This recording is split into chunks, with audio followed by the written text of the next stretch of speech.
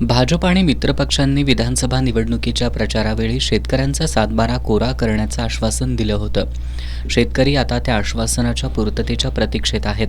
आत्तापर्यंतच्या कर्जमाफींचा थकबाकीदार शेतकऱ्यांना फायदा झाल्यानं नियमित कर्ज परतफेड करणारे शेतकरी आम्ही नियमित कर्ज परतफेड करून गुन्हा करतोय का असा सवाल उपस्थित करू लागलेत.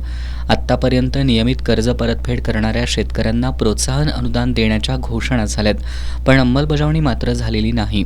त्यामुळे कर्ज परतफेड करूनही काही फायदा होणार नसेल तर कर्ज भरायची कशाला अशी मानसिकता बळावू लागली आहे.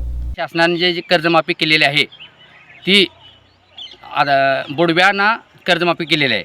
असं का तर नियमित शेतकरी जे कर्जपुरवठा करतात, नियमित कर्जपुरवठा परतफेड करतात त्यांना कमी प्रमाणात व बुडव्यांना जास्त प्रमाणात कर्ज माफ होत आहे, त्यांचं अनुदान मिळत आहे. तर तसं न करता शासनानं सरसकट सर्वांनाच अनुदान समप्रमाणात द्यावं. आणि आतापर्यंत जे शेतकऱ्यांना अनुदान दिलेलं आहे ते आतून मिळाले नाही, त्यांना सरसकट सर्वांना मिळावे.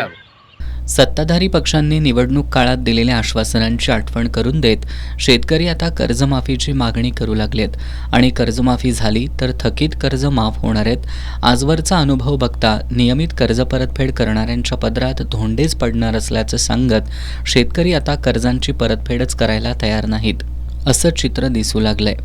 यामुळे सहकारी सेवा संस्थांच्या वसुलीवर परिणाम होऊ लागलाय. आत्तापर्यंत केंद्र शासन आणि महाराष्ट्र शासनाने 2008 त्यानंतर छत्रपती शिवाजी महाराज कर्जमाफी योजना, महात्मा ज्योतिराव फुले कर्जमाफी योजना, या कर्जमाफी योजनेमध्ये शेतकऱ्यांना सरसकट कर्जमाफी 1.5 लाखापर्यंत, थकबाकीदारांना कर्जमाफी 2 लाखापर्यंत थकबाकीदारांना कर्जमाफी दिली. त्यानंतर नियमित परतफेड कर्जदार शेतकऱ्यांचा उत्सव झाल्यानंतर 20,000 रुपये, 25,000 रुपये, 50,000 रुपये अनुक्रमाने अशा प्रमाणे अनुदान दिले गेले. यामध्ये थकबाकीदार सभासदांना 2 लाख तर नियमित परतफेड करणाऱ्या शेतकऱ्यांना अंशतः अनुदान दिलं गेले. त्यामुळे यंदा वसुलीकडे शेतकरी पाठ फिरवत असल्यामुळे सहकारच कोलमडते की काय असे वाटत आहे. यामध्ये बऱ्याच अंशी शासनाने विचार करावा आणि इथून पुढच्या कर्जमाफीचा थकबाकी हा विषय न घेता अनुदान हा विषय घेऊन सरसकट सर्वांनाच अनुदान द्यावे. मग ते थकबाकीदारांना त्यांची थकबाकी संपूर्ण जरी माफ केली तरी नियमित परतफेड करणाऱ्या शेतकऱ्यांना त्यांच्या उचलीप्रमाणे संपूर्ण अनुदान मिळावे, तरच हा सहकाराचा डोलारा सांभाळणार आहे. नाहीतर कोलमडायला वेळ लागणार नाही. याची शासनाने दखल घेऊन याच्यावर सर्वच पक्षांनी एकत्र येऊन अभ्यास करणे फार गरजेचे आहे.